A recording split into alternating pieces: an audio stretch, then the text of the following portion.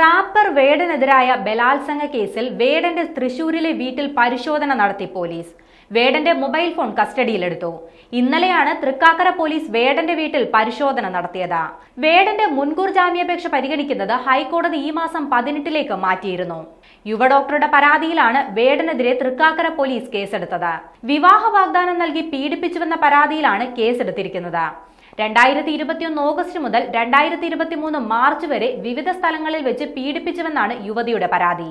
ഇൻസ്റ്റഗ്രാമിലൂടെയാണ് വേടനുമായി സൗഹൃദം ആരംഭിച്ചതെന്നും പരിചയത്തിനൊടുവിൽ കോഴിക്കോട്ടെ ഫ്ളാറ്റിൽ വെച്ച് വേടൻ ബലാത്സംഗം ചെയ്തുവെന്നുമാണ് ഡോക്ടറുടെ മൊഴി.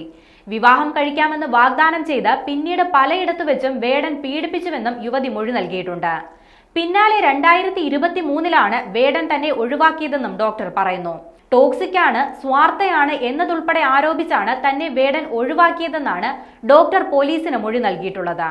വേടനെതിരെ നേരത്തെ മീറ്റു ആരോപണവും ഉയർന്നിരുന്നു. അതേസമയം പീഡനാരോപണത്തെ എതിർത്ത് കഴിഞ്ഞ ദിവസം വേടൻ രംഗത്തെത്തിയിരുന്നു. തന്നെ അപകീർത്തിപ്പെടുത്തുകയെന്ന ലക്ഷ്യത്തോടെയാണ് ഈ പരാതി നൽകിയതെന്നാണ് വേടന്റെ പ്രതികരണം.